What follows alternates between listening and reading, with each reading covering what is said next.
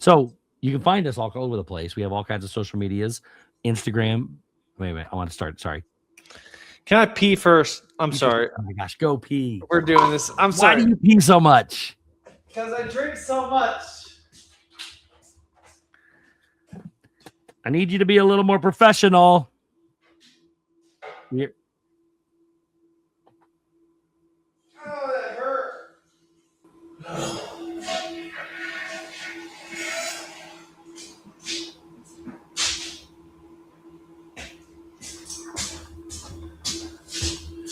Whew, I'm ready to record another hour. I can't begin to tell you how bad that hurt. If I didn't get to do that, this whole little 5-minute outro would have been bad.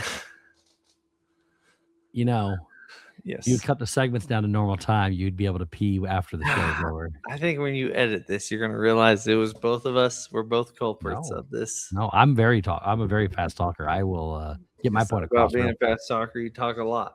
I do talk a lot, but I also can get my point across fast and just tell you you're wrong and move on. You ready?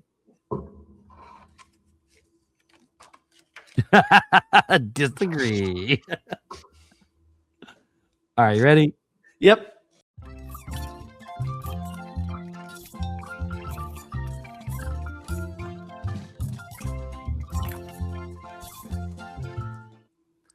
Welcome, everyone. That's Tyler. I'm Steve. We are Relative Rivalry, and technology sucks. Tonight it does for sure. Tonight it does. So normally Tyler is having some issues on his end. For the first time ever, Tyler seems to be pretty fluid on his end. I'm good on this end. I'm very fluid on my end, except Tyler keeps freezing up on my screen. Like he's frozen. He freezes every 3 or 4 seconds. So I can't tell. We've already done the testing.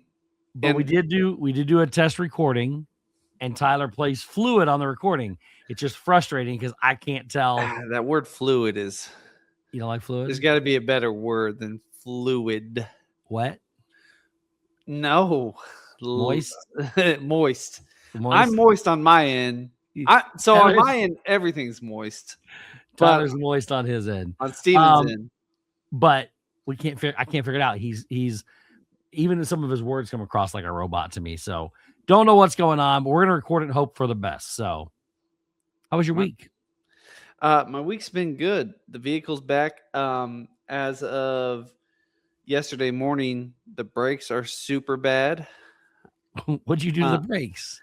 I think they were just too worn and rusted. So I bought new ones. They're going to be here tomorrow.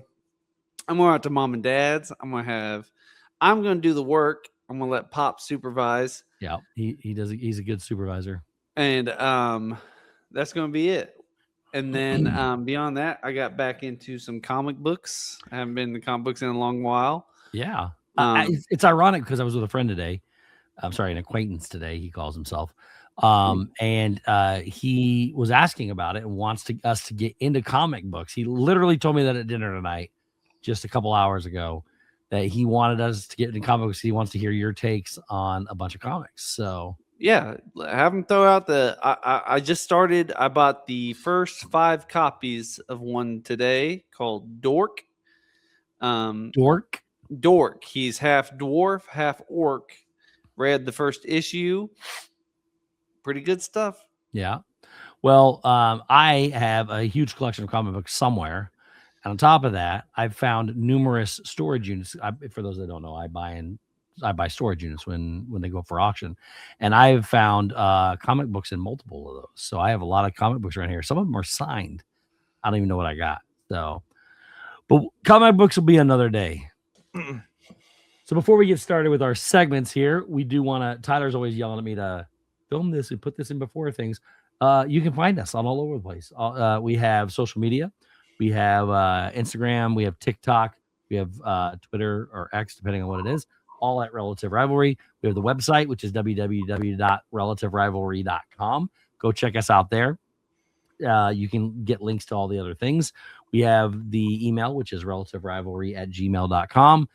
We have future stuff coming in Patreon, where you can possibly get extra content. We can, like the 45-minute dissertation of our top 10 list. Mm. Also, movie nights. We want to do some movie nights, do some other things there. And also, we have a Discord. We need to get people on the Discord. Come join us on Discord where we can all chat. We want you guys to submit your ideas, your questions. And as we grow into a community that doesn't already know me, then we'll be able to get some of those people in there that are going to be some new ideas and interactions of people that don't already know who I am and what I do, because they have a preconceived notion sometimes. We got a lot of supporters out there. A lot of supporters that support us. They'll watch whatever we do. Get to know me. I got people that do. If you read, you don't read the comments, do you? I don't. I got to get Tyler involved in social media and how it works. So we have a lot to do today, because I've been promising that the special segment that we filmed on week 1 was going to be coming out like every week so far, and it hasn't. But it's edited. It's edited. It's ready to go. It's going at the end of this, along with your recording from last week when you said, hey, by magic, I'm going to be losing a hat and gaining all this other stuff. Oh, yeah. Now he's going to lose glasses plus all the other stuff that he's going to say later. So we'll get into that later. So that's going to be a fun segment. And on top of that, we've got some other cool segments coming up, starting to name those segments so that we can remember what they're called to bring them up again. Mm-hmm. But Tyler had a good day. He's got lots of top 10 lists done. He's got lots of our last segment. He's got lots of material for that as well. We got these cool things that I made. So these are for us to do, A, B, C, D. When we do our who's more likely to whatever, we got Steve and Tyler. We got true and false. We got all kinds of stuff. But today, what are the chances, though, right? Today, we're going to need some of these here today. We're going to finally use these things that we made, okay? We'll get them out later. First up, though, Tyler, there's lots of top 10 lists out there. Yep. And we haven't done one yet. It's episode 3, but yeah. So what's that? I said it's only episode 3, but yeah. No, it's episode 4. You should go watch the rest of them. Oh. Yeah. Damn, we already got past 4. First one was telling stories. Second one was Mario. Third one was finishing up Mario and telling the Hootie Who story. You're right. I want you to know we've seen all, because I just put my daughter to bed and I said, hey, I'm going to record with Uncle Steve. I'll be in here in a little bit. And she said, oh, are you recording about Mario? So we've seen all of them. Not Mario today, unless he winds up on your list, because we are doing our top 10 movies of all time. Now, both of us wrote down about 200 movies. Yeah, that's a problem. So when you watch as many movies as we do, it's hard to narrow it down. So that's when I got started on the other, top 10 movies. And then I had to categorize them. Oh, what are the top 10 musicals and what are the top 10 horror films? So that might all come later down the road, maybe. But yeah, to just try to find the top 10 that are just the best movies we could think of. That's it. Yeah. That's the goal.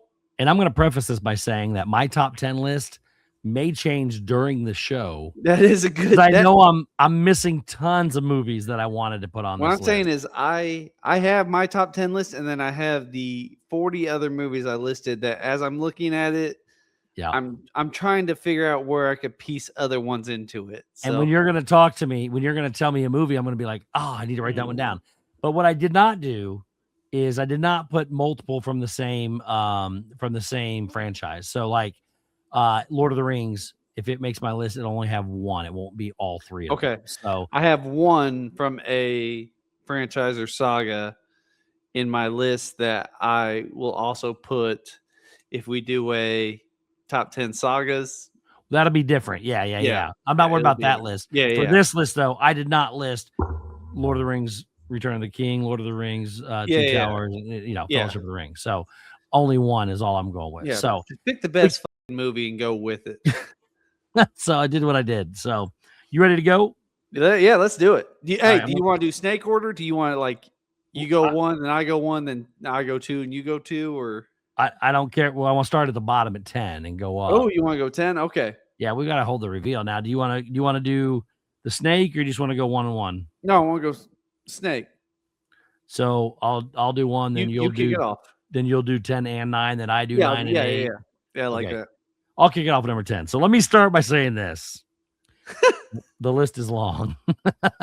And I changed number 10 because it's the final spot in the list. It's like these aren't honorable mentions. These are the ones that make the list, right?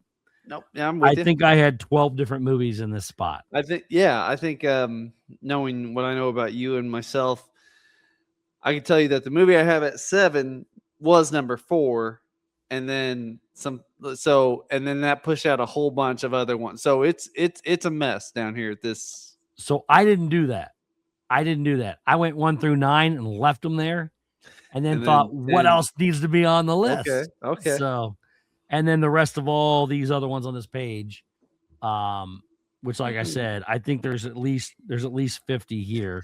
I would like to that didn't make the list. Also, preface this by saying this list, this combination of films, are the movies that either I thought are perfect films, or B, have rewatch capability, which is a big thing for me as well. If I've seen a movie and I thought, oh, that movie's amazing, but I would never watch it again, I wouldn't consider that part of this list. So, well, and it was hard for me too, because I'll just be like, one of my honorable mentions will be Masters of the Universe, because I think it's a fantastic movie, but you haven't seen yet.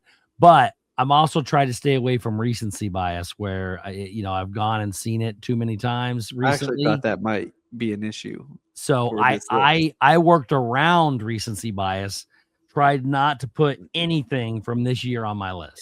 Let me ask you this before we kick this off. What do you think your most recent film is? Masters of the Universe. I'm saying of the top 10. Oh,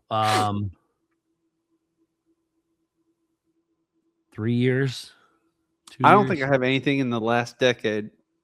Oh, you're wrong there. There's going to be some stuff pop up. But like I said, this list will change. This list will change. Yeah, I forgot a bunch of movies. I don't even know what I forgot. This is tough. I had Oppenheimer on here 3 or 4 different times. I took it off. So that's a hard movie to sit through, though. See, that one doesn't have the rewatch. It is so good, but it doesn't have you can't just turn it on. Spoiler: I took Oppenheimer off the list. All right, I'll start. Yep. Due to the magic of editing, I love that. I love just saying that. You laugh every time. Due to the magic of editing, we're going to fix some time constraints we have, because we're going to argue about them in the past, but it will be the future of the episode, because we've got to get faster at these segments. We were filming for over an hour for the first segment, and I only want them to be an hour, and I got 3 segments, including our main segment, which is a half hour long.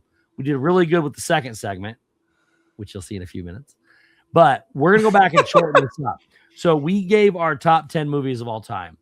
The whole discussion may be on a future Patreon episode. That's what we're going to do with this kind of stuff, because I got a buttload of stuff that we just haven't aired yet. So we do have a lot of stuff that we can put on. I have to cut out an hour and a half every week. We don't have to film for the next 3 weeks, and I can put together episodes of it. So here's what we're going to do. We're going to recap briefly our bottom. We did top 10 movies of all time. We're going to recap briefly, talk very briefly about our bottom 5 that I can insert to cover up the 45 minutes it told us to get to number 5 the first time. So, you ready for this? Okay, so my number 10 was Whiplash. Stars J.K. Simmons, Miles Teller. J.K. Simmons won an award, said it was the hardest role he's ever played. He plays a band instructor with that really pushes Miles beyond his limits. And then in the end, little surprise twist for both of them, and turns out to be one of the greatest movies I've seen. My number 10 is Inception. You can rebuttal a little bit if you want to. Oh, no, that's a great movie. Yeah, that's a perfect movie. My number 10 is Inception. Leonardo DiCaprio, Tom Hardy, Joseph Gordon-Levitt. The list goes on and on. I'm not a huge fan of Christopher Nolan, but I do think this is the one that he nailed. I am a huge fan of Christopher Nolan and Inception. I love those puzzle movies and those deep, in-depth thoughts. That's one of them too. That just goes. It's a dream within a dream within a dream, and the concept and the story was brilliant. Number 9, Forgetting Sarah Marshall. It's a comedy. It's not a. I forgot about this. It's not a like great big epic movie. It is just a. I can turn on and watch it and feel good. I do think I don't think it has any downtime, any wasted moments. It's just there's one. When Jason Segel shows his weenus. No, that was necessary. Was it? Okay. Why is that necessary? To the plot. Balls. No, that's my number 9. All right, my number 9 was Top Gun Maverick. I love it when there's a 20-year gap between movies or whatever the gap is. They bring back the same cast, put them in the same situation, and then the second one winds up being better. They added Miles Teller. They added Glenn Powell, Val Kilmer. Very emotional scene in there because of what he went through in life. Passed away shortly after the movie. But Top Gun Maverick was my number 9. Good. Yep. Number 8, another Christopher Nolan movie, one you hate, which you are wrong. Interstellar probably has the best score of any movie I've ever seen. Not the best music, but the best score.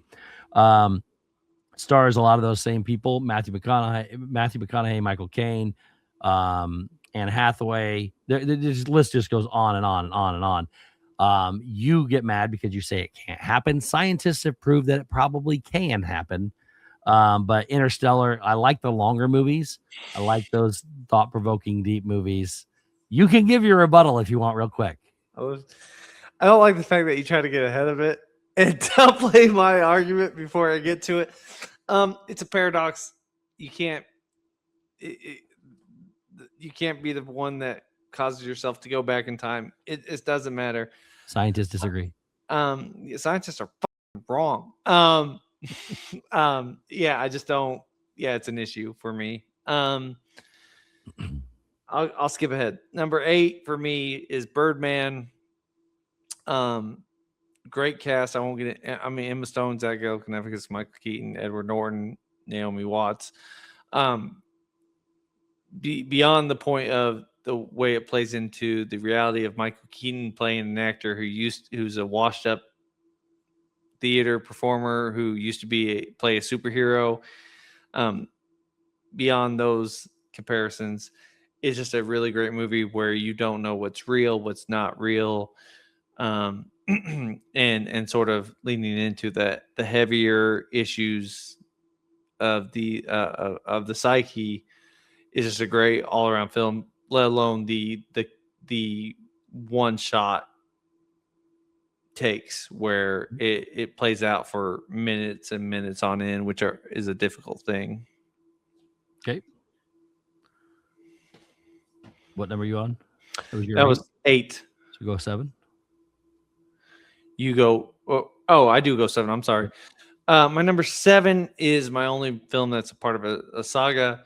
I think it is something that put a perfect bow on a trilogy and close it out about the best way any movie it ever has. That's Toy Story 3.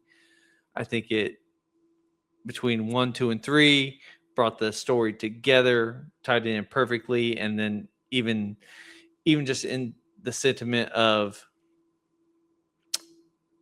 Woody sitting on the porch and saying bye to Andy, and then doing the pass down from one owner to the next is perfect. But beyond that, just the way the movie had a different tone and theme than the previous films really made it stand out. Yeah, that's high on my list for animated movies for sure. Yep. Maybe the most brilliant end to any trilogy all time. Definitely the most brilliant to any animated trilogy all time. Absolutely. And then they went and ruined it with number 4, but we're not going to get into that. We're not going to get into it right now because like we talked about it though. He gave the toys up to Bonnie at the very end, which is perfect. Now they're back out. Woody, your paradox. Woody would never ever leave the rest of the toys. It's not going to happen. In number 4. Number 5, hopefully they reveal that Jesse used to belong to Andy's mom. And number 6, the only way they can fix it is to come back and the toys come back to Andy's children. I don't know how they fix it. I don't know how they fix it. That's how they fix it. That's the only way they fix it. Only the way. only If they way. don't do that, you're dead to me. Number 7 for me. Nope. Yeah, number 7. Yep. Number 7 for me is How to Train Your Dragon. Love when they take I can't Live get action. live actions. Yeah, live action How to Train Your Dragon. I can't get enough live action movies. I love the adaptation from animated to live action. Sometimes if they're done shot for shot, I'm perfectly okay with that. Beauty and the Beast, Lion King, all those were perfect. I loved them all. How to Train Your Dragon was different, still perfect. Gerard Butler, Thames, what's his name? Not Miles Thames, Mason Thames. Mason Thames, brilliant actor. He's gonna have a bright future ahead of him. Perfect movie in my book, near perfect movie in my book. That was an incredible one. I can't wait for number 2 to come out. Mm-hmm. My number 6 involves a trilogy. Best villain of all time. Put these guys back on the map before they ruined it. Best Batman ever is Christian Bale. Plays the best Batman and the best Bruce Wayne, all around, easily the best. And then Heath Ledger as the Joker will never be touched by anybody in the history of movies again. Christopher Nolan, again, does a brilliant job. One of the greatest trilogies for superhero movies, not tying like the MCU does where they tied everything together. Just a good trilogy. And the first one with Heath Ledger is by far the best. By far the best villain of any movie I've ever seen. Yep. Heath Ledger as the Joker is, I mean, damn near perfection to the point where it saved any flaws of any movie of all time. Well, and we talked about it earlier on the longer portion that yes, he gave his life for the role. He got he developed. He had a diary that he kept that was the Joker's diary, and it had some pretty dark things into it where he had to dive. Yep, deep he got so into the character that it was giving him nightmares and haunting him, and he overdosed on sleeping pills, I believe. So. Yep. You're number 6. I will say that we disagree on the Batman. I just want to point that out. But number 6, Ben Affleck sucks. Go on. I'm not gonna get into it. We don't have time. I know it's not fair. Friday Night Lights is I had several sports movies, but Friday Night Lights is my number 6. I think is a perfect sports movie. It shows the heartache of loss, but also the brotherhood of being on a sports team together while also being in it doesn't have all the heaviness of, or I guess maybe the politics of being in a professional sports environment while also showing the sort of brotherhood that comes along with being in a high school football or even college football, while also being a heartbreak movie. I do enjoy the. I don't like where the hero always wins, and that's sort of what Friday Night Lights has. Spoiler, they lose at the end. Yeah, and Tim McGraw, Garrett Hedlund, Billy Bob Thornton. There's only Black. 3. Lucas Black. That's who I was thinking of earlier. Oh, I'm sorry. Yes, a great cast as well. I personally think I like Remember the Titans better, but I do definitely like the TV show Friday Night Lights better than Peter Berg directed it. I was trying to think about that earlier. He is a fantastic director, Peter Berg. That's our sped up version of our bottom 5 to help save time. We did that in like 10 minutes compared to the 45 minutes it took earlier. Maybe I still use the full one. I don't know, but if I don't, that's why, because we need to cut this down. So I think we're going to use the cut down version. We're going to go into it so that we can get all 3 segments in that I want to get into this episode. The full version will be on a future episode of our Patreon or something. We want to do Patreon. We want to do all that stuff. But we want to create a Patreon that gives back to the people. So having movie nights or giving extra content or something like that. So yep. My number 5. Yep. We're getting into the top 5 here. This is big ones. I toyed around with this all day. And this one started at 9 and then got moved up piece only because I quote this movie so much. And the more I thought about it, the more I thought this is a great movie. My number 5 is A Few Good Men. Tom That's a good one. Cruise. They have to represent a couple privates in the army who were ordered to do something. And then I like it because the defense, it's not black and white. And I don't like movies that are just, oh, this is good, this is bad. It is literally his defense team is one, it's 3 different Demi Moore, Tom Cruise, and I think Pollock. I can't remember his first name right now. Kevin Pollock. They all have different viewpoints on why they should be defending them, blah blah. And then it turns into, well, did they do it? It's not so much about did they do it, but they were told to do it. Is that enough? And by the way, I could do the whole speech right now. I'm not going to, but we don't have time. We're already almost. I know we don't. I know we don't have time, brother. We're only at number 5. So I know, but it has one of the all-time best speeches in the history of film. All right, that's a good one. My number 5 comes from another franchise again, and I've gone back and forth because this is actually not my favorite one in the franchise, but I think it's the most important one in the franchise, and that's Avatar. So the original Avatar. I believe that 2 was better than 1, and I also believe that 3, Fire and Ash, is better than Way of the Water. I think they've been getting better and better. I think the storyline in the last one is even better.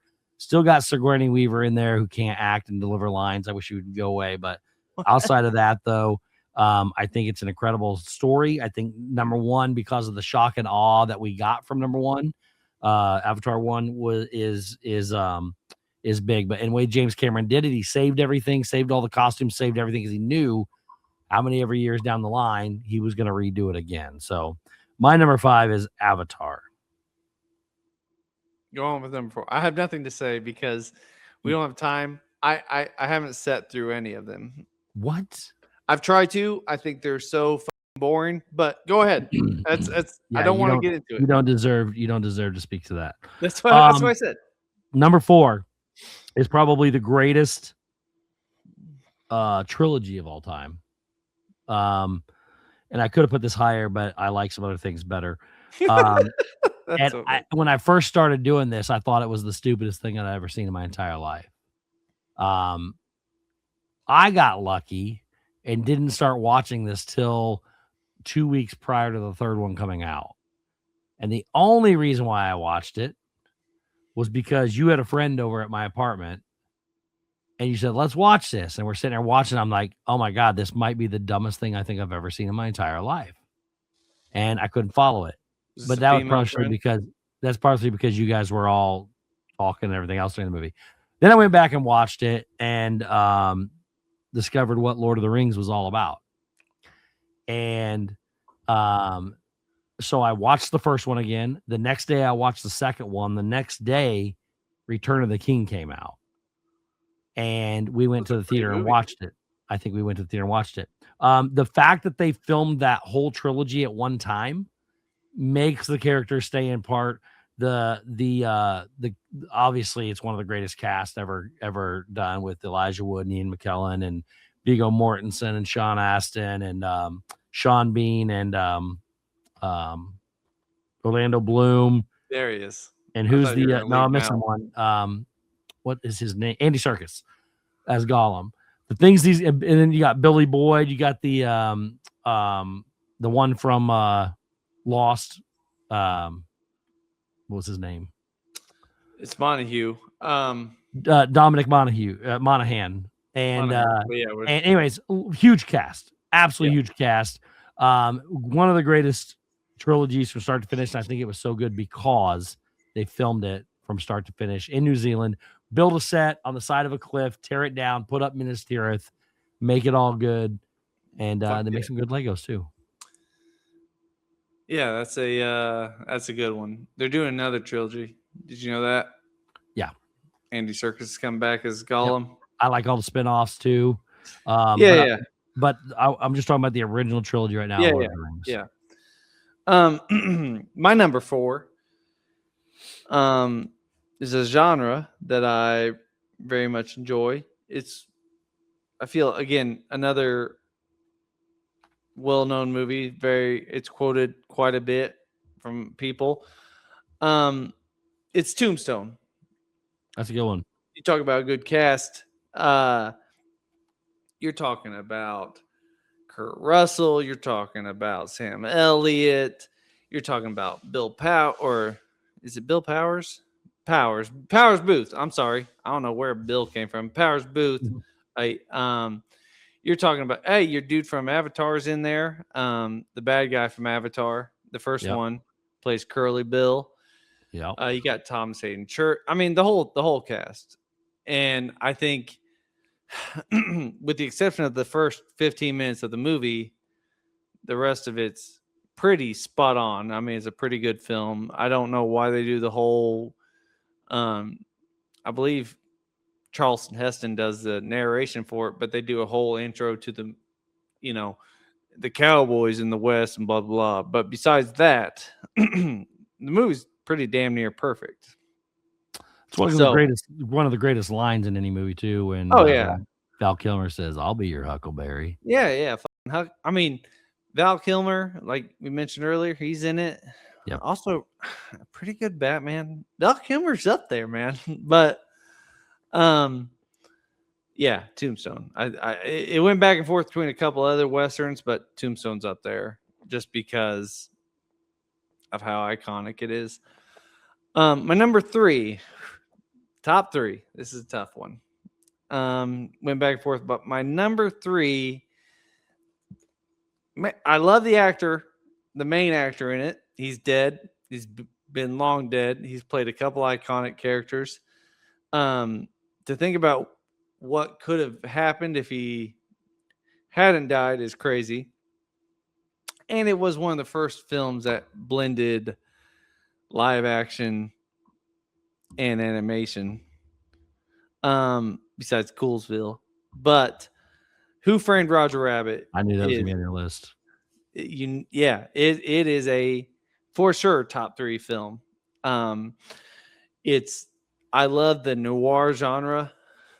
I don't think another movie does it better than Who Framed Roger Rabbit. He plays Bob Hoskins as a detective, as a hard-boiled detective. I mean, it leans into cliches the right way. Like, it does exactly what it needs to do. And some of the jokes that flew over my head as a kid, where they're playing patty cake and he takes pictures of them playing patty cake and he shows it to Roger and all that. Perfect movie. Is one of the perfect movies. It's okay. Okay. I don't mind it. I don't mind it. It's not it. I've never heard it anybody on anybody's top 10 list before. So, but that's why it's your Top your 3. top 3. Yeah, even that. So, all right, my number 3 is one of the bigger franchises of all time, and there's 2 movies. Again, I'm only putting one on the list. There's 2 movies that could be, and a lot of people think the other one is the better of the films, but I disagree because, in my opinion, it has the greatest scene in any movie in the history of movies, and that's the portal scene from Avengers Endgame. I think just like Toy Story 3 wrapped up the Toy Story trilogy, the Avengers Endgame wrapped up the phases 1, 2, and 3 of the Marvel universe before they got into the stupid multiverse, which is we're not even going to go in there. I can't wait till that ends so we can get back on good stuff. But Avengers Endgame, a lot of people think Infinity War is better with the snap. I think just with everybody that's there, the amount of money they put into this with the cast, which I'm not even going to go through the cast because we all know who they are, but the amount of money they put in with the We don't cast. have time. You think that's a good I can just read the cast list for the next 20 minutes. Absolutely incredible movie. And the portal scene, in my opinion, is the greatest scene in any movie ever. Yeah. I don't like Marvel, but that's one of the few moments of watching a Marvel movie where that fight against Thanos and seeing Captain America just defeated and there's nobody else on the battlefield but him. I mean, if you don't feel inspired by that, and then all of a sudden hearing, "Hey, Cap," On your left. on your left, and And then he gets not the getting hammer. goosebumps. Yeah, I know. And then he gets the hammer. He got the hammer And when he before got the that. well, yeah, But but I mean it's all part of that that's what whole I'm saying. When he got the hammer too, yeah, and then he seeing Chris Hemsworth go be like, "I knew it," yeah. and then the One of the whole. greatest, yeah, Like I said, I don't like the Marvel franchise as much as you do, obviously, but yeah, I do think that that movie. I mean, they built up 20 years to that moment, and they yep, did it. They did it perfectly. yep. And I don't think everything they've done since then is bad. But they've definitely the multiverse thing is the stupidest thing. It's lazy writing. So Yeah, moving yeah. on. Well, if you didn't like that, you're not gonna like the next one because I know it's not on your list. But to me, it's the greatest franchise in the history of franchises. And that's Star Wars.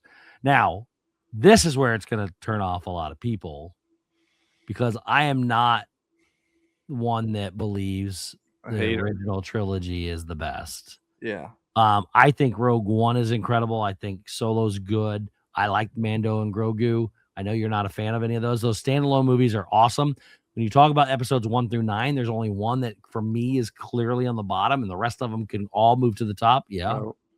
No, go ahead. You said on the bottom. I thought you were going to say like that was clearly on the top. No. Attack of the Clones is the one that's clearly on the bottom. The rest of them are good. I like episodes 1. A lot of people, again, not people that are probably going to listen to us, but a lot of people think that Revenge of the Sith is one of the better ones. For me personally, my favorite is the last one, episode 9, Rise of Skywalker.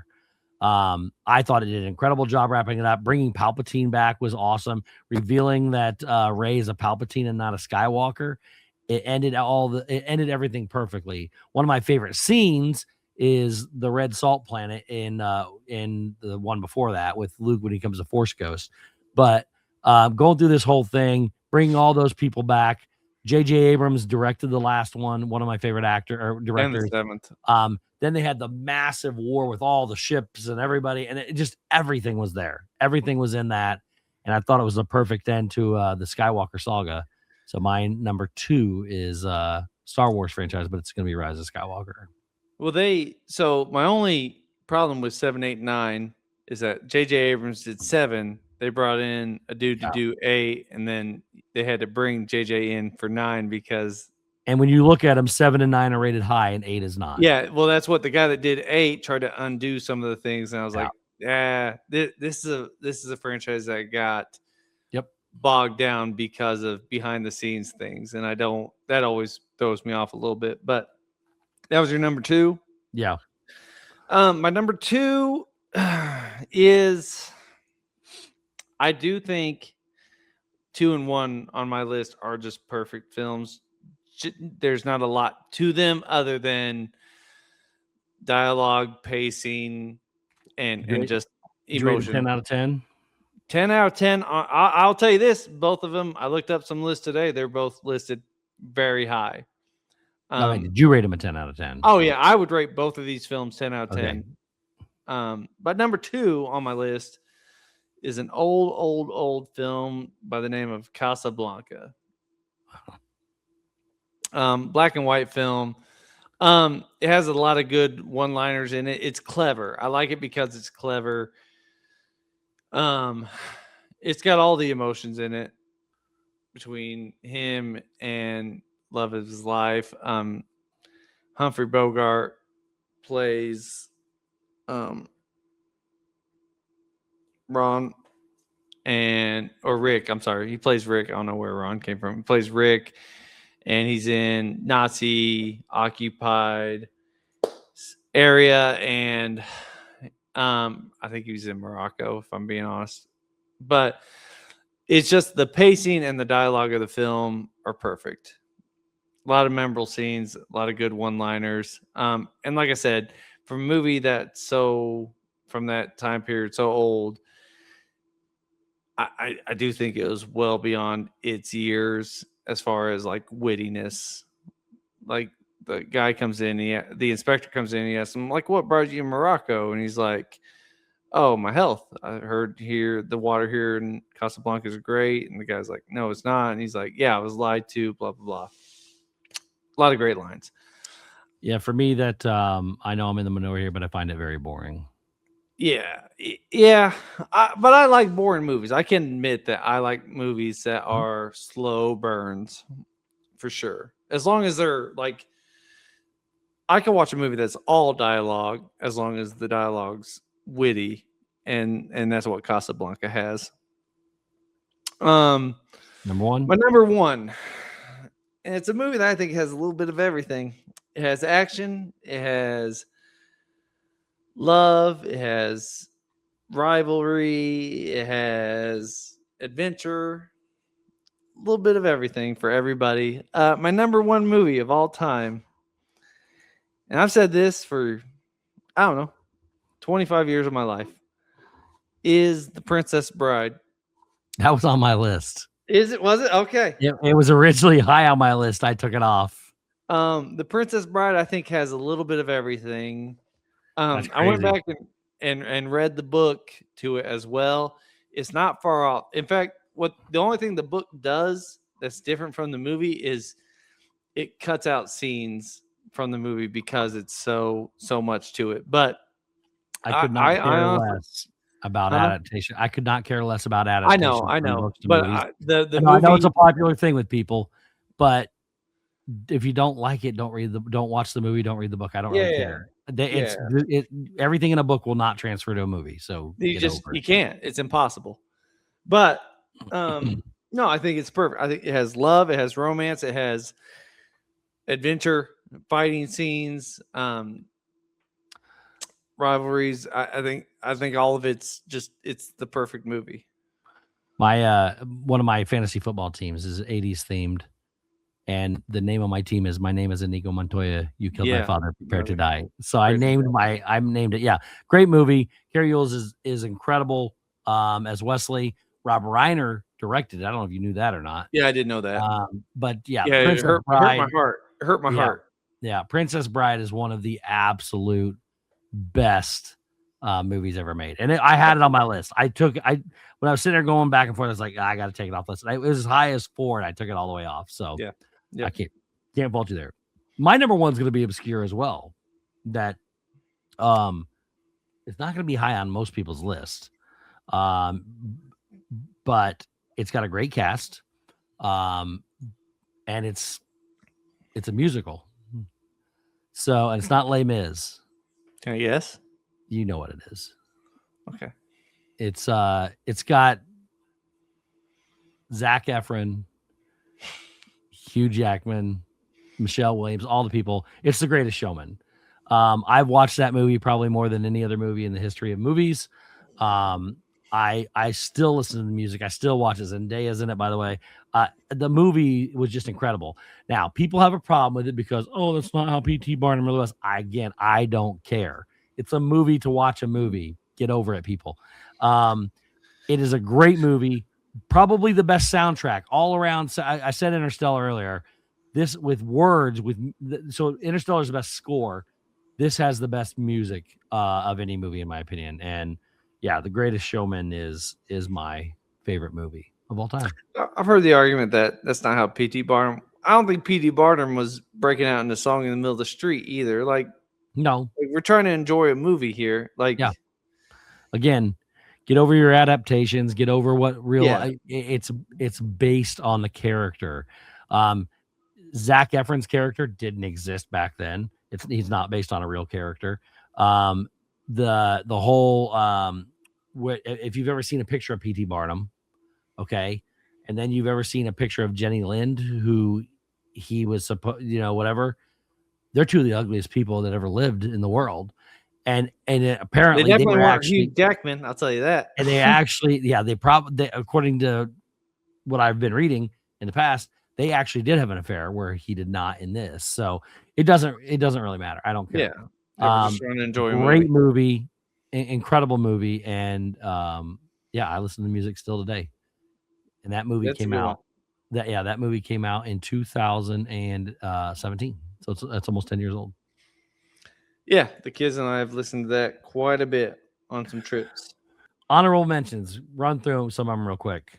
Some of mine are the True Grit, the remake version with Haley Steinfeld and Matt Damon and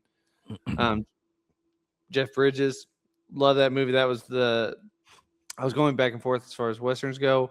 The Grinch, Good Will Hunting, what used to be my number one film Good when Will I was Hunting's awesome. younger, my I teenage like years. them apples. Yeah. The only reason why that's not on my top 10 list is because it's not like something you can just sit down and watch and feel good about. Like at a certain point, it's a lot. It's heavy. The Revenant, The Gray, Shawshank Redemption, The Green Mile, Green Mile's on mine. Wolf of Wall Street. Yep. There Will Be Blood, The Wrestler, Chicago, Cinderella Man, Gangs of New York, Gangs and of New York. Daniel Day Kim, he's on my list too. Or Daniel Day Lewis, I mean. And 3 Billboards Outside Ebbing, Missouri. Yeah, those are good. Some of those are mine. My list is like 3 pages long, but Project Hail Mary, I left off because of recency bias. Any of the Jurassic Park franchise. Spirited is one of my favorite movies. It's also a musical. It's on Apple TV. It's a Christmas movie. With Will Ferrell and Ryan Reynolds. Oh, dynamite movie. Movie. Easily my favorite Christmas movie. What's the song they sing when they're it's like supposed to be like a good no, thank you. Is it thank you? I don't know. It's an info, but good it's day. actually I think it's good day. Good, whatever it is. Yeah. Laugh my ass off every time. Yeah. It's good.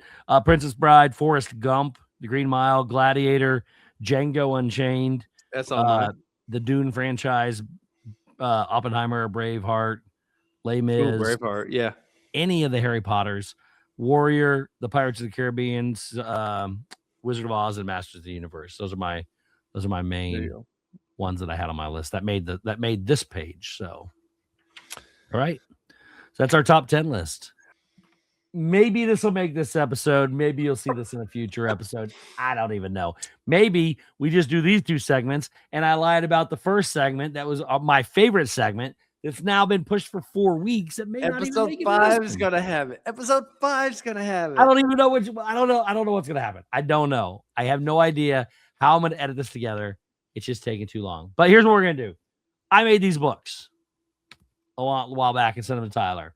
We got all kinds of stuff. Go, stop. I don't know. Just things I thought we might be able to use. False, true, ABCD, our names.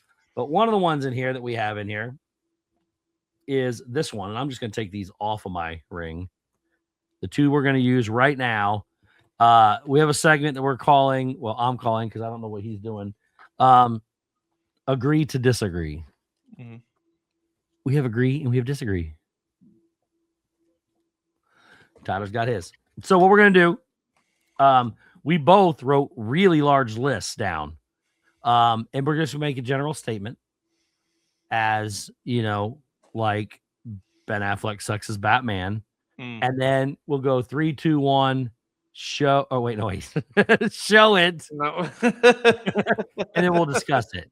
This could be an hour-long segment. This is the one I thought would take up all the time. I told you. I knew it would take up time. So, Tyler, you can go first. My number 1. They're not in order. Just give us a general statement. A statement that I feel is that a story, and we kind of touched on this earlier, a story lives and dies based on its villain. Okay. Ready? Yep. 3, 2, 1. Disagree. You just talked about how I think some of them do live and die with how good the villains are, but there's a lot of movies out there that are incredible movies that don't even have villains in them. They don't. I'd like to hear those movies. Well, okay. What would you consider the villain of Greatest Showman? His wife. She's a problem. No. A movie. Listen. No, the townsfolk that keep attacking them. Oh my gosh. You have your protagonist, you have your antagonist. For somebody to truly become a villain, I don't think you need villains. You don't to make a story good. It enhances it. A really good villain. If you're going to have a villain, I'll say this. It can definitely die because of the villain. If your villain sucks, the movie's gonna suck. But I don't think you need them, and I don't think they have to be good necessarily to make a movie pretty decent. It's not like Okay. a all in or all out. But so Heath Ledger as Joker Yep. propelled that franchise to what it was. It has the ability to. I didn't say it didn't. Yeah. But then let's say even a movie that you don't like, Whiplash, that was in the top 10 there. Yep. J.K. Simmons, had he not been who he was, that movie would not have been what Do you it consider him a was. villain? Yeah. I don't care what happens at the end of the movie. I think the whole movie he plays a villain, and then he has like a moment at the I'm not saying they can't have their retribution, but I think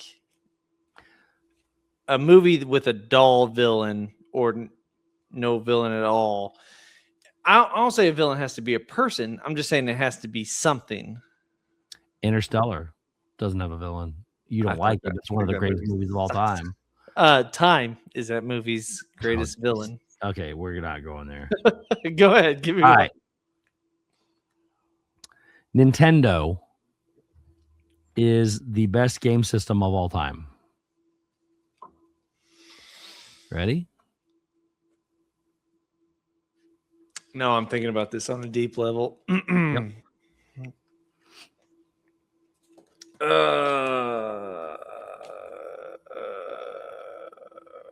Go ahead. By the way, we don't give each other these ahead of time, so some of them are like, they're ready. 3, 2, 1. Disagree.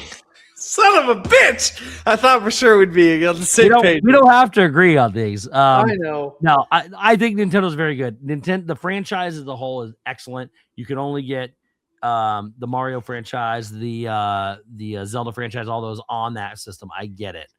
But I think there's too much involved. I personally am a Microsoft guy. I think Xbox is the best console to play games on. I think the graphics are better. I think the content's better.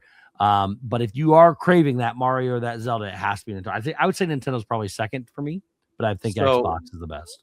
I think this one would have to be categorized because I'm an Xbox guy. I love Xbox. That's what I play on. I just bought a PS5 a few months ago. I think it's much better in every way, processing everything else. But my heart of hearts hurts me to say that. But Nintendo gives me all the feels, like the nostalgia and all those games that you can only get on Nintendo. Duck Hunt, when you can put the gun up against the monitor. Donkey Kong, Mario, Zelda. I'm not disagreeing with any of that. That's the only reason why I would say that, like, it is the pioneer of gaming systems. And but some of the greatest games I play, the Call of Duty franchise, the Kingdom Hearts franchise, all those they're not on Nintendo. So that's why that's the hurt or the heartache of it too, is that Nintendo's not good at the processing, the core, like the technology isn't there for Nintendo. Like, they lack in graphics. I'm not saying it's bad, but I love Mario Party. I love the Mario Kart. I love all the Mario games. All the games you said. I got no problems with any of those. I love them. But you're only going to buy a Nintendo to play those games. The other consoles, you can play all the other stuff across those consoles. Yep, absolutely. I agree. Which is why, like I said, the PS5, it has the most system-based games or whatever, or exclusives. So that's, in a way, it's very new to me, but I think it does lead the way. What's next? Do you want me to go? Because mine are going to go off the rails real quick. Mine might. I got like 40. A large portion of sea life is extraterrestrial. Oh, jeez. I got some alien ones, but it was. Do you? Okay, good. It wasn't this. As I was writing them down, I was like, I don't know where we're good. We're good. Yeah. Ready? Yep. 3, 2, 1. disagree. Come on, brother. They've already proven that some of the stuff you talk about your scientists, they've already proven that some of the things in the sea should not be there. The Or sea, capable of doing what they're doing. the sea, the ocean, whatever you want to call it, is what 95% undiscovered. Yes. Everything's going to be alien in nature as we get more involved in more. We don't know what's capable of being there, or what should or shouldn't be there, because we don't know what's there because we can't see it. So now, what I thought you were going with that is that the aliens are coming down and hiding underwater and popping up out of their little spaceships in the water, because that's a theory. That's they're all living under in the water there. But no, I think if you're talking about alien as foreign or alien as wee aliens up there, no, it's not that. It's foreign to us. It's alien to our knowledge because it's just unexplored. I'm gonna leave my debate for a much later episode. Hold on. You brought up a point that you agree with, and you're not going to debate. I agree with it. So I win. It feels like you're saying that aliens don't exist, and they've already. It's not at all what I said. That's okay. I just want to make sure, because I was going to say they've already confirmed. Rumor had it one of them broke out of the Pentagon today. They went under lockdown. I'm saying they exist. It was due to a chemical in the air, but yeah. But the thing, some of the theories, not even theories, some of the scientific data I've seen is that, like, even octopus, like a very common species, is capable of doing things that no other species on Earth can do. So the theory is that they are from a different planet. I also read a theory that humans are not from Earth, which we don't have to get into, but that they were saying that they based that, like, the fact that humans, the fact that we're the only bipedal species on Earth, and that are the fact that the sun should kill us, and that are their own. Now you're gonna get into a cross between that and religion now. Yeah. Listen, I'm not trying to do all that. I'm just saying that's what science is proven. But you go ahead with your next one. I'm sorry. Okay. Was that your second one? Yes, it was. All right. Mark this one off the list. Taylor Swift is one of the best singers of our generation. All right, got it. Go ahead. 3, 2, 1. There we go. We knew we'd get there. She's a home wrecker who writes about her. She dates people. She has new material. I can't stand her. She needs to go away. She has one good song. I've never met anyone, and so this is the same theory I have with, like, Beyonce fans. Like, just because you pour all your admiration into a person doesn't mean they're a good person. I don't think she's a good person, let alone. I don't think she's a good person either. I think she's terrible. I think she, like you said, I think she purposely manipulates her relationships so that she can put it into a music, and then she can use it. But not only that, I think Taylor Swift fans make her far worse. Like, I'm not saying every artist doesn't do that. I'm saying that her fans that pretend like she is a goddess. I mean, by the fact that she has a goddess tour or whatever she calls it. Yeah. Look, we don't hang out with 15-year-old girls. So no, I'm saying I have a 40-year-old woman that works with me who has her last 8 albums. It's bizarre to me. Look, that they could admire her the way she does, knowing the way she is. We agree to disagree with the existence of Taylor Swift. Yes. Carry on. Whew. Man, I could go on for an hour about that. Jack could have fit on the door. What?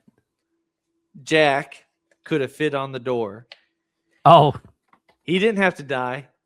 He could have fit on the door. Rose is a bit of a bitch. 3, 2, 1. Agree. That you want to talk about You want to talk whore about should have moved selfish- over and you let wanna him talk on about the door. selfish whore? That is Rose is a bit Oh. of a bitch, and then she threw the diamond into the sea. Her whole life, her whole life is fucking selfish. We don't need to That's keep it. going with that one. We- That we- was great. Yeah, No, we got it. that's that's good. I don't want to debate this long Yeah. because I think we agree. James Gunn is a good director. 3, 2, 1. Disagree. I think he's doing exactly what I want him to, and I think he's destroying the DC universe. I think they need a hard reset, and he was not the way to do it.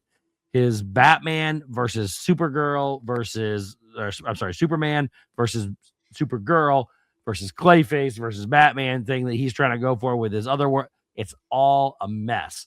I did not like Guardians of the Galaxy like some people did. I thought 3 was okay. 2 was one of the worst movies in the MCU. I think the guy is a terrible director and a terrible writer. And these, when they get rid of him, they got a chance to make it great.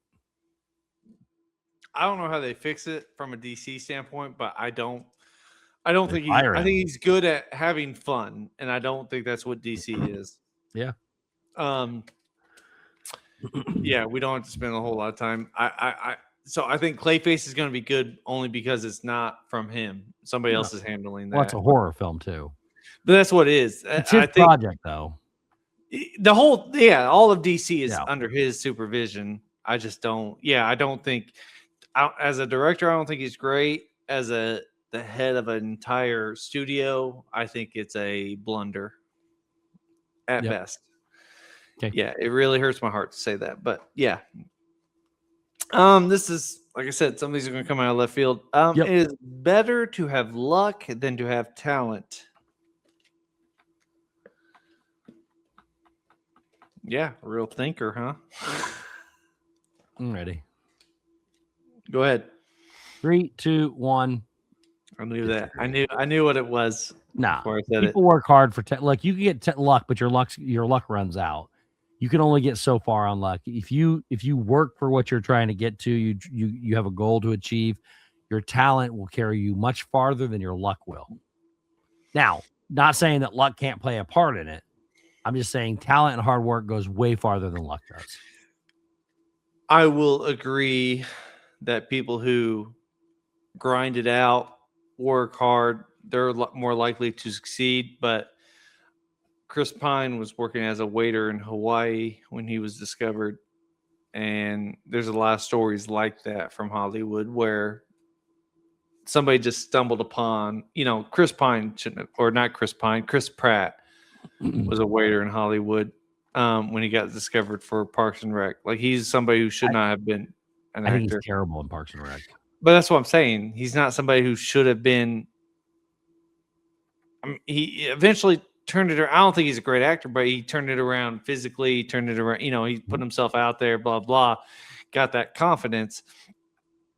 But I do think it is better to have that, because there are people who grind it out day in, day out and never make it. How much luck do you have in your life? I have no luck. I wish I had. Do you think that's a good thing?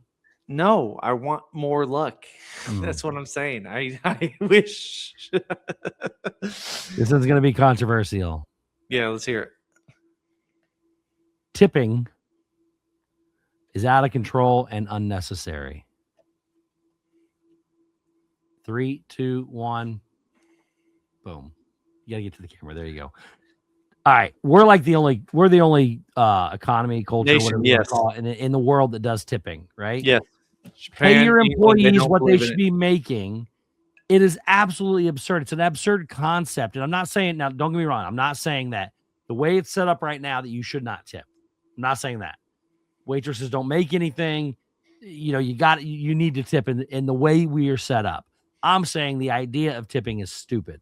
You should pay your employees what they deserve.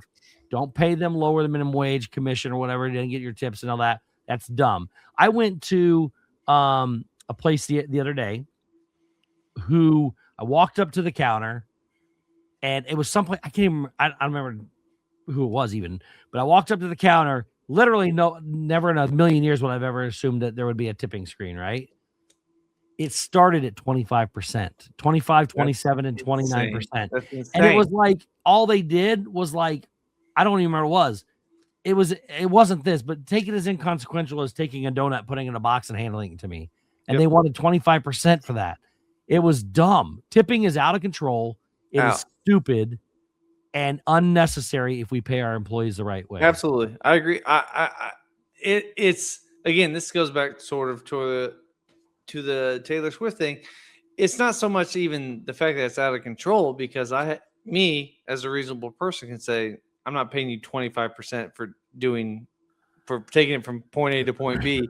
Yeah. It's the stigma that comes along with it, where there's a you have to. It's not even a you should. It's a you have to at this point in our nation's. And they almost feel embarrassed to ask to when you're doing something, when there's no service, when you're just buying something. That's what I'm saying. saying. Turn around and say, hey, there's a couple questions you got to answer here.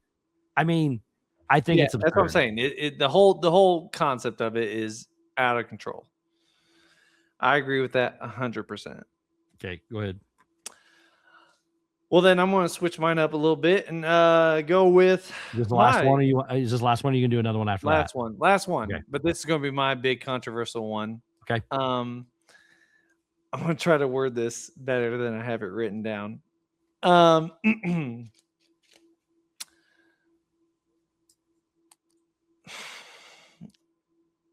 The pets, people who have pets should not refer to them as their babies.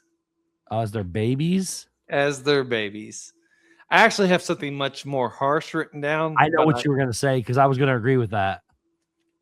But okay. 3, 2, 1.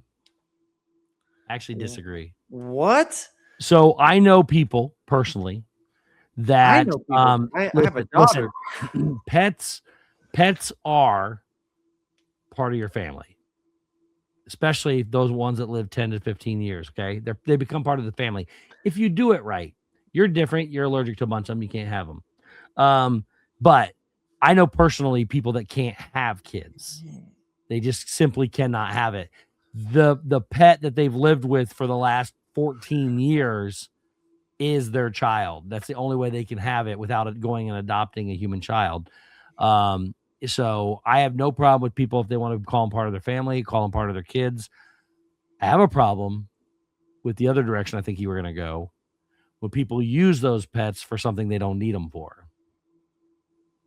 Maybe that's not where you were going. No, I want you to elaborate. It is, but I think that service pets are now getting bad raps, and because people that don't need them abuse them.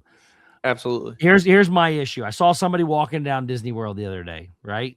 And I actually told my buddy that's here as we're going down it, and they're like, look at that. There are people, and I said, yeah, and that thing doesn't say service animal on it anywhere, right? The person looks perfectly fine. They're running a dog on the hot road with nothing else, just because they wanted their doggy to come with them. Mm-hmm. And I said, but yet people like my brother, who can get deathly allergic to animals, have to suffer because people are allowed to bring their pets into the grocery store and everything else. Now, I'm not saying service pets don't do a good job for the people that are doing them, but other people should not have to suffer that are allergic to them just because people want to bring their pets to Disney with them. Yes. Or bring them on the plane in their little. When you bring a little Chihuahua on a person on the plane, you don't need that pet as a service animal. Yeah. All right. That's my point. Yeah. I'm not dismissing anything about people that need service animals, but there's a place for them and a place not for them. Yes. No, I agree. I do want to. This is not a personal bias. This is just, I don't understand the concept of it. I don't think cats are service animals, only because cats are so fucking. The personality of a cat can't help you. Like, they're selfish. Well, see, you're going to my point, though. A service animal is something that's actually going to help you. Dogs are trained to smell when you're going to have a seizure. Yes. Dogs are trained to help you when you're having all kinds of things. Those are real service animals. Yes. that was me Your elaborating chihuahua on on your a pink point. tutu at Disney World is not a service animal. No, I agree with that 100%. Now, listen, where we differ is I'm much more a pet is a pet, and I do understand that, like, if a pet may be the only thing that you have, but it's still a pet. You didn't birth it, you didn't, and you didn't, you can't communicate with you. But I'm willing to. I I'm disagree. I'm sorry. I'm willing to. Before we get I into know what any, you're trying to say. It's not your human child. yeah. So I don't want to take that away from anybody who has anything that's been with me for 10 years. Yeah. Obviously means a lot to me. I'm not trying to take that away from anybody. I'm just saying there is which I'm really glad I changed my wording on the issue. Oh no, this is But the episode where people either stop watching us altogether, yeah. where the This is hate mail this is starts. really what. Listen, Yeah. we said it from episode 1. This is gonna say some things. Yeah. Go ahead and hit me with your last one. Last one. This is probably gonna make people mad. Yeah, I like it. Social media doesn't make people dumb. It just exposes those that are already dumb. Okay. 3, 2, 1. Now let me explain what I mean by this. Okay. When you get these idiots that go online and they do backflips and break their neck, or you get somebody that goes on there and starts crying because their candidate didn't win, or you get somebody that goes on there and tries to give themselves a haircut and shave the middle of their head because they forgot to put a clip on it. That doesn't make people dumb. They were already that way. They just decided to turn a camera on and point it at people when they're doing it. I'm gonna flip it to the observer who watches it and say, like, if you're watching 80, 90, 95% of this and you think, oh, this is real. Like, first of all, some of those instances that I've seen play out on social media, I'm like, who is filming this? Yeah, like that's 100%. That's question number 1. Who is filming this that nobody knows? Also, 2 is, yeah, I mean, none of it is, if it's so hard. I would say 5% of what you see on social media is real. Like, and that's the 5% that you don't either. It doesn't look good. It doesn't look right. It's raw, or it's somebody who's coming to you and being like, listen, I'm not going to hit you with all the bullshit or any of that stuff, other than like a candid video where, like, obviously you can tell a mother was filming. Like I said, it falls into that it doesn't look good scenario. If you're watching all this stuff and you think, this is exactly what it is, this is real life, blah blah blah, like you're the unintelligent one. Like that's what it falls into. Yeah, and see, it's kind of like people watching for me. I see it from a different perspective a little bit, because it depends on what you do with that information as you observe it. Yep. So for me, I like people watch. It makes me feel better about myself most of the time. And when people do stupid stuff, I laugh. I can't help it. I do. Yeah. So yeah, I think that anybody that's stupid enough to try some of the stuff that they try on social media, and like you said, a lot of it's forced. They're trying to hit something big. Yeah. What did you expect was going to happen? I mean, you got to put in the time, effort, and work for what you want, not that. And again, nobody watched a TikTok and went, "Oh, I just got dumber." It didn't happen. The people on there are already dumb. This just proves it. Yeah. Not everybody. I'm not saying everybody. I'm saying the ones that do dumb stuff. Social media didn't make them dumb. They were already dumb. Now we all can see it. No, I do think there's a difference between like doom scrolling and then also trying to reenact, or saying, hey, I can get famous by doing blank. Like everybody thinks they're a social media guru. That's what I'm saying. They're like not. it's a Yeah, I no, I agree with you 100%. It weeds out the being able to recognize what's fake Yeah. or what's ignorant compared to if I do this, I think I'm going to be this is going to be an instant hit, or oh, this is exactly like somebody watching a TikTok and thinking, nope, this is real. This is how people react. Like this is real life. So No, I think it's yeah. Again, people are gonna take those the wrong way. Sorry. It's not what we didn't mean the negative part of it, but yeah, some people need a wake up call every once in a while. yeah. All right. I don't think they're watching this show. So. No, they're not watching us anyways. So we lose people by the week. So that's agree to disagree. Let's move into our final segment. Okay. Edit here. You know, I don't take those out either. I leave them there. So we film these out of order. We film a bunch of stuff. Then we piece them together. And as I edit them, they're way too long. I got to cut them back just to get them down to like an hour and 20 minutes. So I say, all right, Tyler, we'll use that later. We'll use this. This is one of those segments we filmed day one that we're going to use in this segment right now. And that's our man crush list. Tyler's favorite segment. You're about to see me lose a hat and change my facial hair.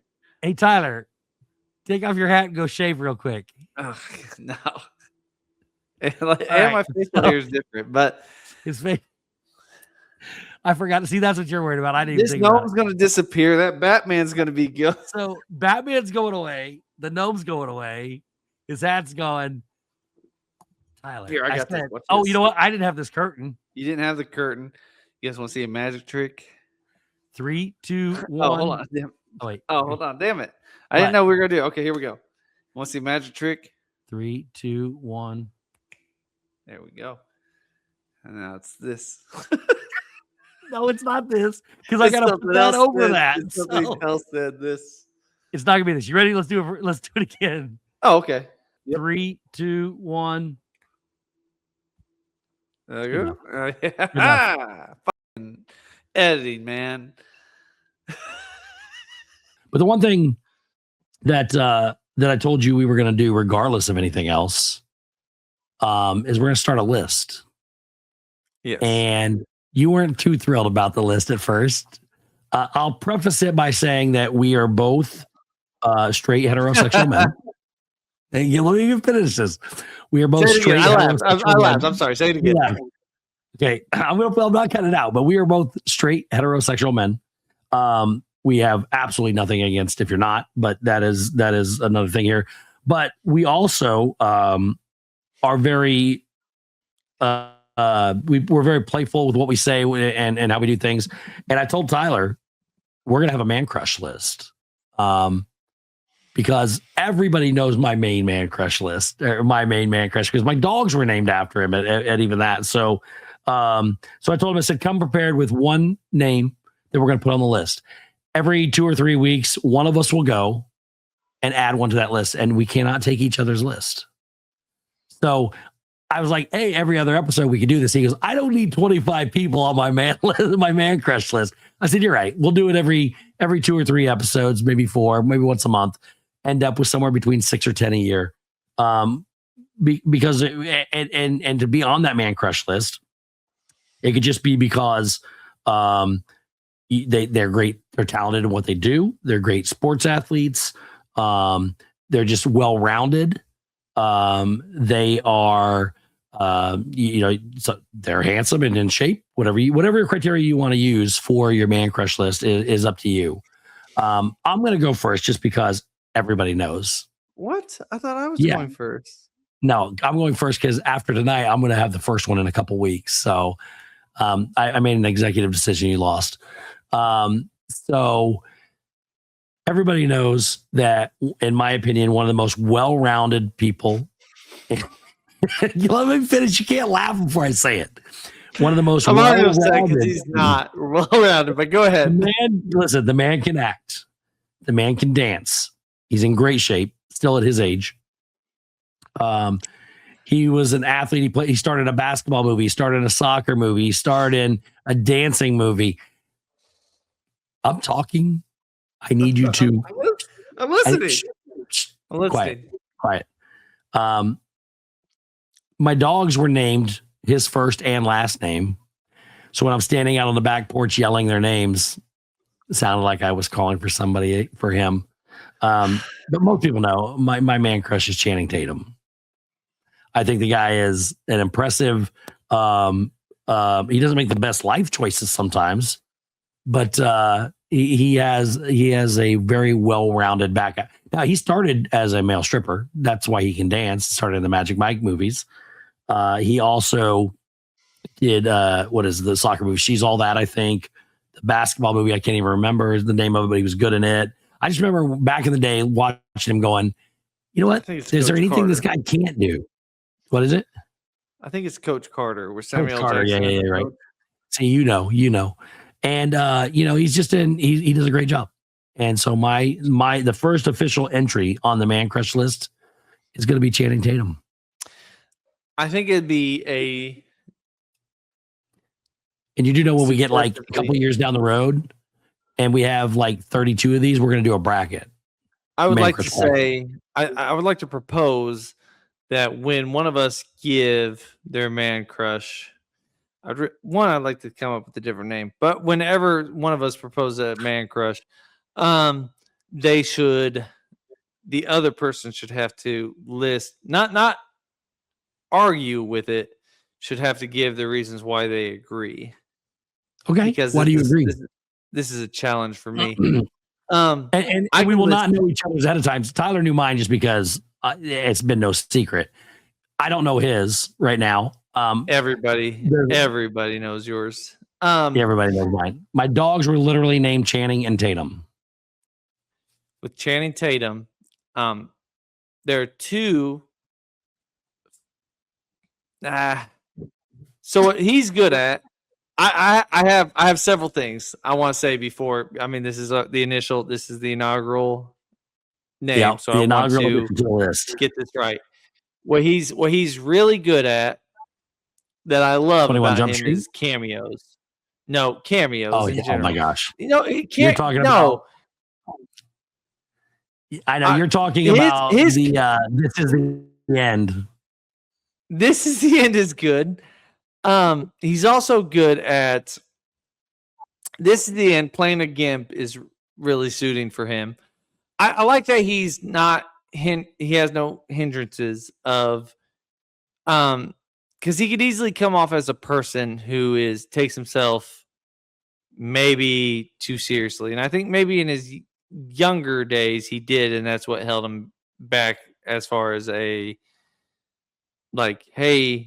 you're not a good actor. Because I know he was one of those people that when he first started off, he was a guy that they were like, you're not great. Like, I mean, the fan. He was a pretty face that people thought, they thought he was just there.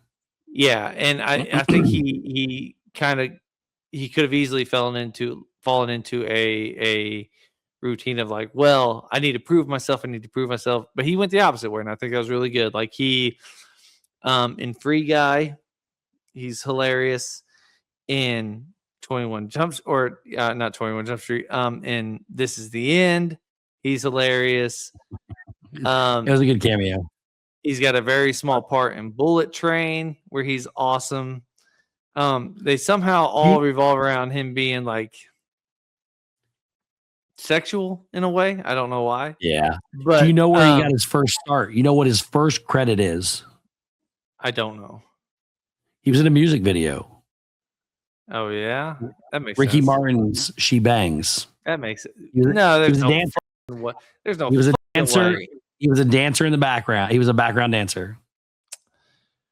Ricky Martin just sang his heart out at the Super Bowl. It's. Oh my God, that was terrible. Don't get started with that. Oh, we will. That would be one we debate. I really love that.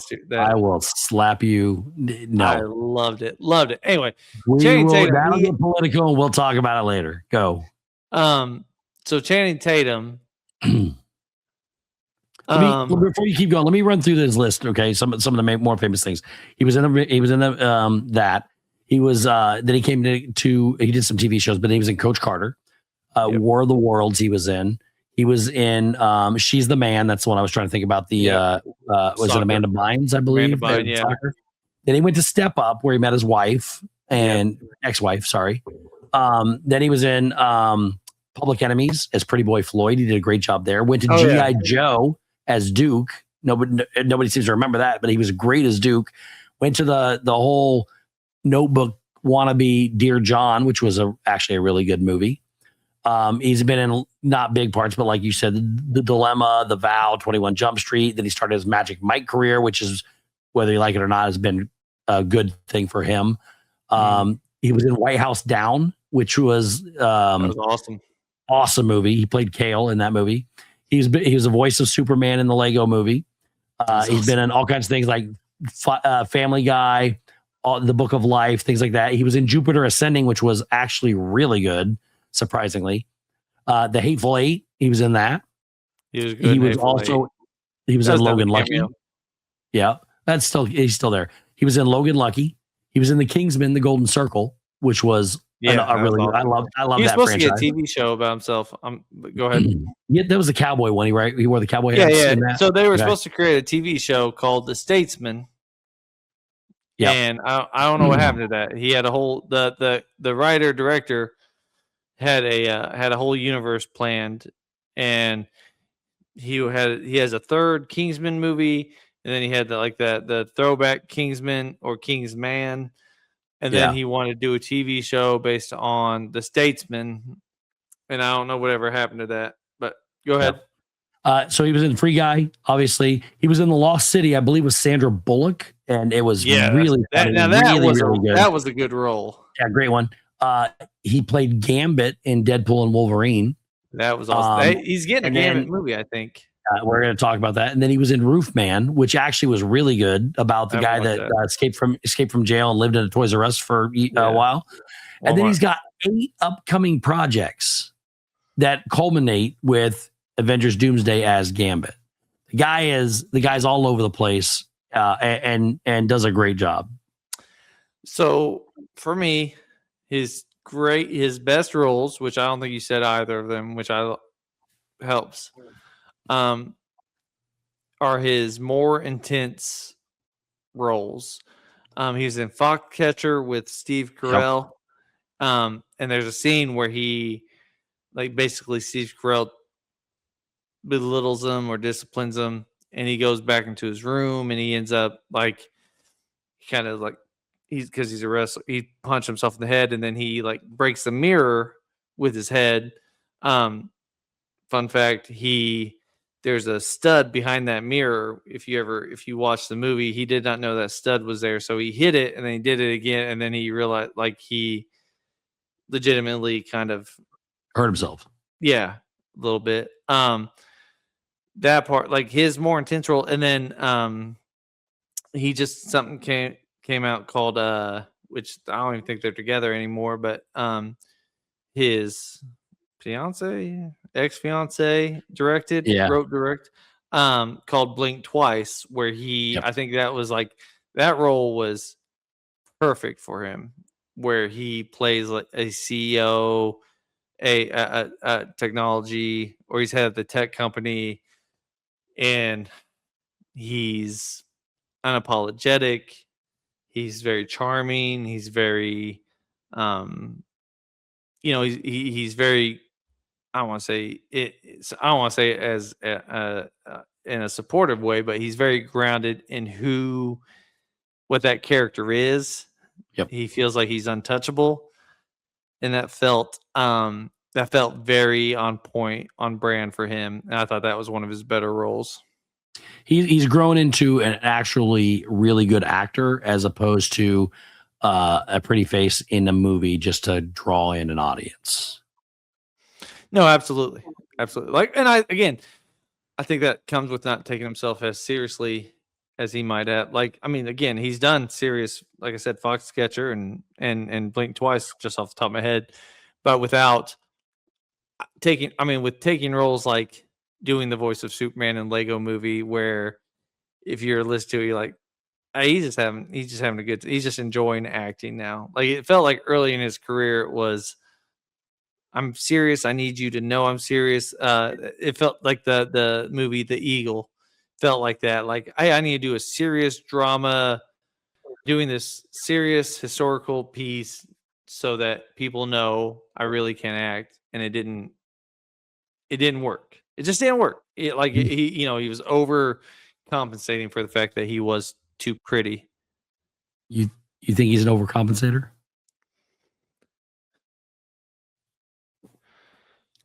Early in his career, I think he leaned to the fact of like, hey, I'm going to make money either. When he did Magic Mike, it was like, hey, like I know Back what to I'm his good roots. at.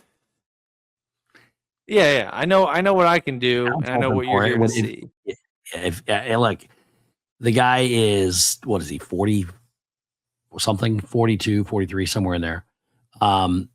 He if that's what he wants to do, and he can make money at it, good for that guy. Man Crush List, first entry on the, and you don't like the name Man Crush List? I just want a different name. What do you want to call it? I don't know. Think about it. For now, it's the Man Crush List. So that's my entry, Tyler. Who is your first entry? You want at the same time? Yeah, now I said night one, we're doing both. Okay. That's why you thought you were going first. Because it is you're going to disagree heavily. Well, no, you're not going to disagree with the choice. Let me say one thing. But if you have to preface it with an explanation, it's probably not good. You did as well. I don't want to hear that. You did it as well, saying, "Oh, I gave the reasons why I thought it was, not like, hey, you're going to disagree." No, I want to point this out. I do want to point this out. Okay, because go ahead. There have been witnesses. People have seen it happen. Oh, jeez. The comparisons back when I had hair. Oh my God! You think you look like somebody? It's not that I think that it has happened. I was mistaken as this person at one point, and in fact, by you in the mirror. It doesn't matter who. I don't even know who it is. I don't even know who it is yet. I'm just looking at you going, I'm trying to think of Ron Burgundy with the mustache. Maybe you had curly hair. The mustache has helped in certain cases. I'm telling you that it has happened more than any other actor, like any sort of, like, I've had people stop me at the gym. I've had people stop me at works that I've done. Again, at one point I had a pompadour. I had a nice pompadour. It really helped. Well, back in high school, everybody thought I was Will Smith because I'm very dark complected. I had white Will Smith. Yes, I do remember that. But I have been asked what nationality I am, and I have been. I used to coach basketball, and one of the kids' parents wanted to know who the African American guy in the stands kid was sitting with was, because they'd never seen him before, and they didn't realize it was me because lighting is not great, and I am dark complected. Yeah. So, but I'm not that dark complected. I've gotten so many different races from them, like when I was in basic. But I had a guy at work ask me if I was Puerto Rican back in Indiana. Yeah, I've been accused of being Hispanic and Japanese and Russian. So accused is not the right word. I'm sorry. I've been again, no ill will or malice. yeah. That was poor choice of words. Yes, I don't know. Right. I don't know a better word. I've been thought of being Hispanic. Yes. People assumed Asian or Russian. Anyway, this has happened, and so before you go, no, I'm going to try to remain calm and quiet until you're done speaking. Yes, I'll go. And then I'm going to try. I'll go get a movie cover and I'll compare. We'll put it on the website. I'm not saying the person. Oh, the Man Crush List is going to be on the website. I'm saying we'll put a side by side comparison on the website just so I can prove a point. So I'm not going to say the person is not going to be a worthy Man Crush List. There's nobody in the world that I can think of that's famous that I would say, oh, it's you. Yes, I know. That's why that was my preference. When you said you have to preference it, that's what I was trying to get ahead of. Hey, go ahead. No, my man crush, and I'll tell you all the reasons. I think he has range. I think he is a phenomenal a physical actor. Like he gets into the film, like what the scene requires, and he's able to adapt his body a little bit. From what I've seen, he's been in a film where he's permanently his training hurt him to the point where he says, like, I'm still not the same to this day. And he has won no awards. I want to point that out, which I think is a robbery. But my first entry on the man crush list, there's several that I could think it could be based on what your comment about. I'd like to have a guess. Can I give me a guess? One guess. For just one, the first one that comes to mind is Christian Bale because of what he did for the was a Machinist. Yeah, but he's a magician. There's no way anybody's ever going to compare to that. Like, it's not him. You just said because he hurt himself for a role. That I know it's not him, but yes, he is somebody who what he did between him and Chris Evans. It's not Chris Evans either. Okay. There's a whole story where the guy at the gym that approached me was like, "Hey, are you, has anybody ever told you look like this guy?" And I was like, I've gotten that quite a bit. He looked like Chris Evans. That's what like the other guy did, like a bargain bin Chris Evans. That's what he was like. Timu Chris Evans. Yeah, Timu Chris Evans. That's exactly because I was like, has anybody ever told you? He's like, that's what we use now. Anytime you want to, it's Timu Chris Evans. Yeah. My man crush, the first entry is Tom Hardy. Oh, mind your. I'm going quiet. Yeah, mind your business. So the movie, with being bald, the movie Bronson and having the mustache comes in quite a bit. Actually, Charlie brought me the DVD one day when we still lived at the old house, and she's like, "Is this you?" And I looked at it and I said, "Charlie, you know what?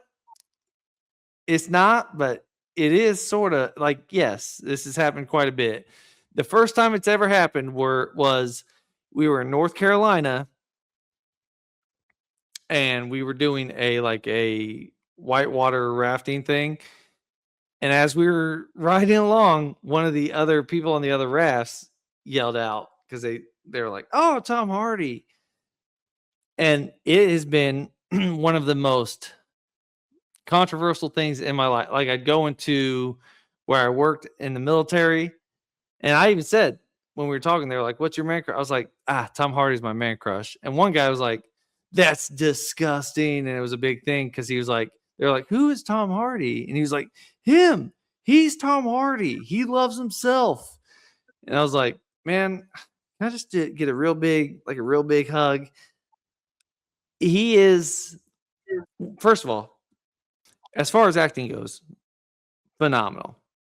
As a person, because I follow him on everything, he doesn't have much. He's like very much into like martial arts, and that's it. He's a very private person. Which I respect. But the couple things he's been asking is, or when he's in interviews, is he's not after like big fame or anything like that. He just wants to perform his art, but also he's very inclusive of everybody. I like his political views. I like his worldly views and everything. That's what I appreciate about him beyond just his acting. And then, yes, he is a great actor. Now, the only thing I don't like about him, and if you have the computer in front of you, you could check this. I think he's only 6'10", which is like 6'10". No, I think he's. I'm sorry. I think he's only 5'10". Oh, which I can look it up real quick. Hold on. As soon as this chest. Hold on, real quick. I like my man's at least 6 foot. So that he's 5'9". Hurts me. He's 5'9". Oh my gosh!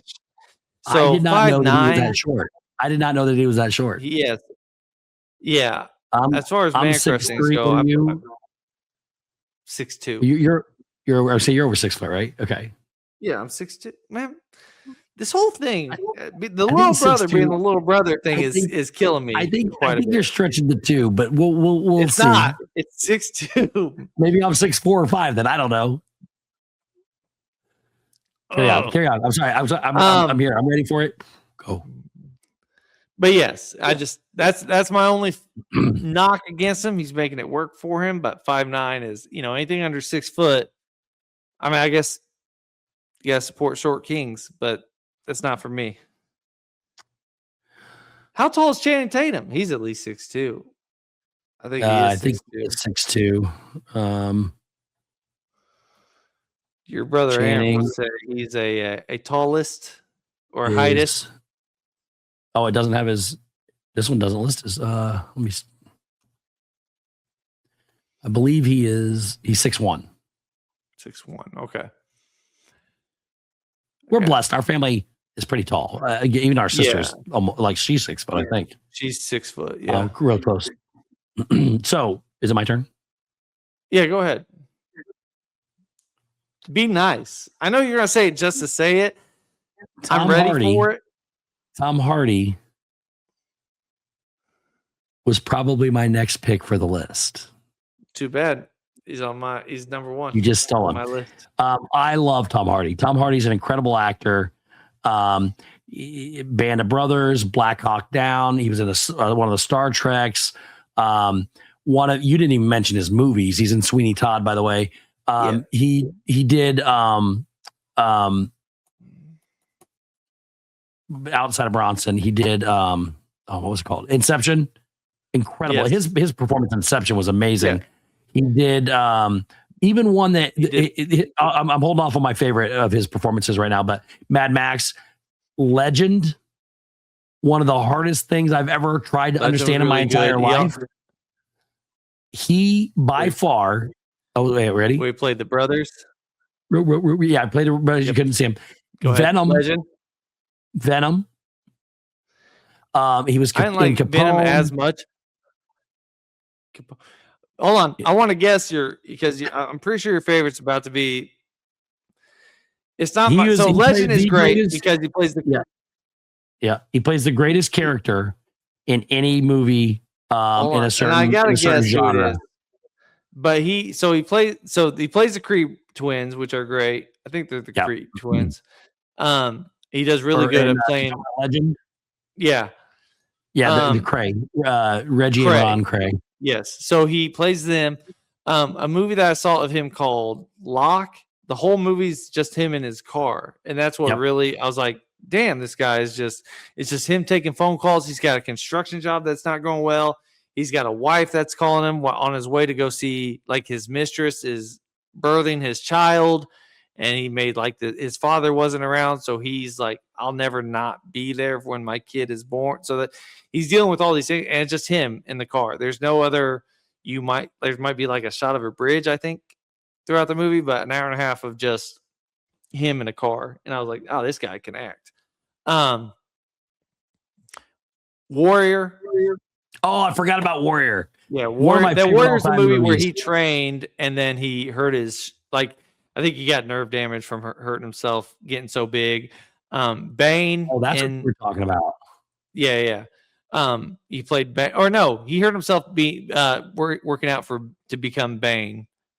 Or maybe it was both. I can't remember. The movie that I love, and I'm positive is about to be the same thing for you. Or maybe not. It depends on, because he was in a movie called This Is War, which isn't my favorite. He actually is. What? This means war, yeah. And it was a rom-com, and after that he was like, I'll never do a rom-com again, it's just not for me. The movie, which he was nominated for Best Supporting Actor, and I believe he got a tattoo of Leonardo DiCaprio because that was the bet. If he got nominated for Best Supporting Actor, he'd have to get a tattoo of Leonardo DiCaprio. Was I can't think. It starts with an R. Hold on, I just had it. About the Revenant. Revenant. Yeah. The Revenant. Yes. Not what I was going to say, but that's a great movie.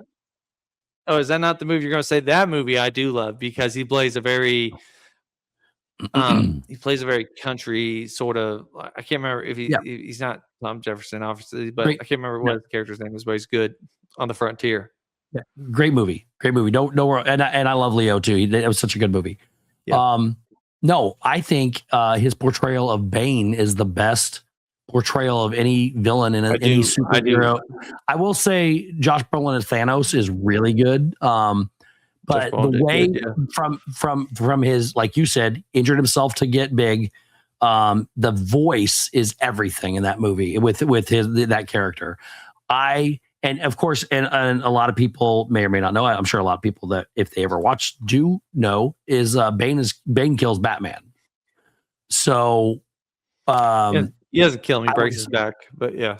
Well, yeah. Okay, sorry, my bad. He breaks his back. He paralyzes Batman. Whatever you want to call it. He ends Batman. Does that make sense? Yes. Bane is known as, from the comic book, he's known as the man who broke the bat, or the man who breaks the bat. Literally the same way it happens sort of in the movie is the same way it happens in the comic. He does like a fucking backbreaker over his knee and breaks Bruce Wayne's back, and then Bruce Wayne recoups and everything. He's also got a couple TV shows, a little thing called Peaky Blinders. And Peaky Blinders is good. And Mobland. And Mobland's oh my God. Have you seen it? Have you seen Crime? Oh my Mobland. Oh my goodness. I've not seen it. So good. Is that? That's not Sylvester Stallone. Who is that? It's Pierce Brosnan. No, you're thinking of the fucking Tuscan King. I hate that. Yeah, I can't. So I'm not. Sylvester Stallone will not be on my man crush list. No, I do not like him as an actor at all. So Taylor Sheridan, who does Tuscan King, Yellowstone, he did Yellowstone, all that. Yeah, you can cut all those out of my list. Just as a warning, team, I can't stand them. But anyway, I don't mind him. We'll get into it later. Yeah, we'll get into it later.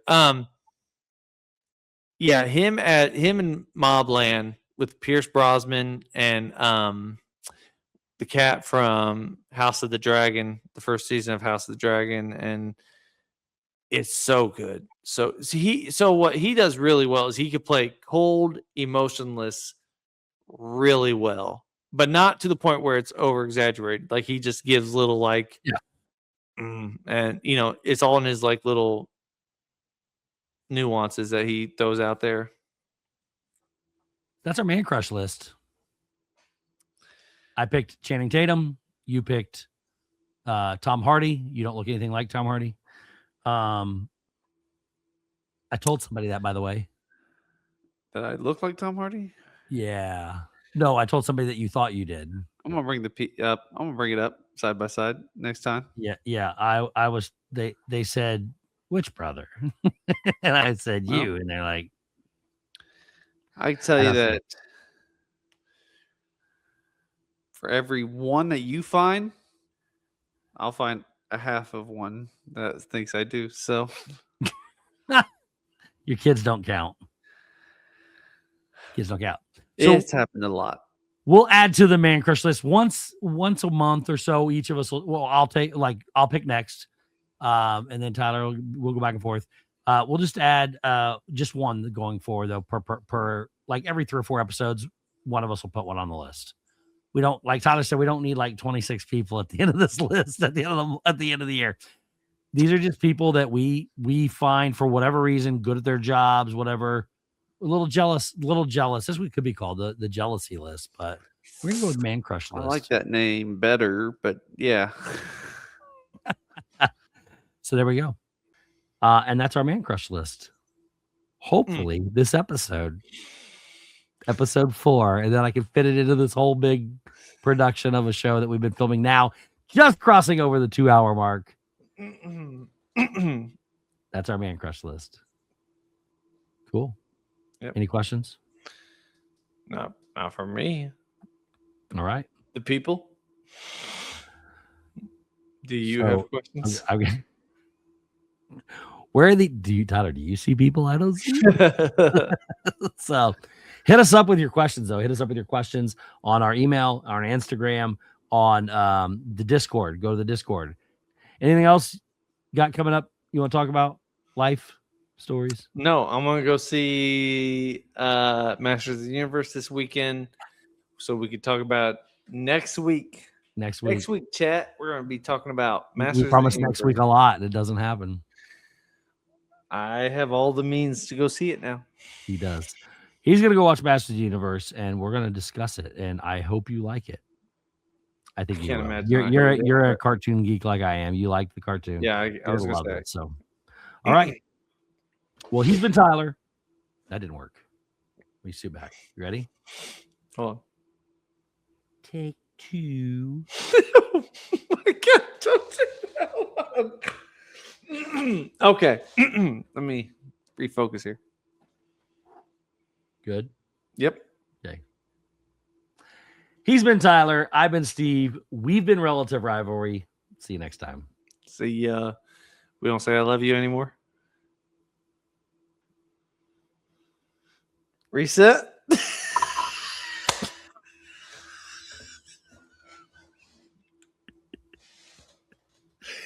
That's the end. No, just forget it. We'll reset. We'll reset next week. We'll do it. Take 3.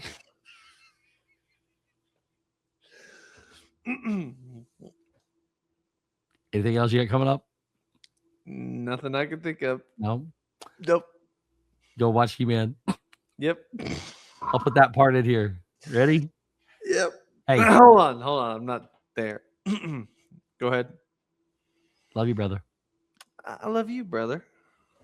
Brotherly love, Brotherly love. even when you're wrong on the podcast. Never wrong. Just disagreed with. He's been Tyler. I've been Steve. We've been Relative Rivalry. See you next time. See ya.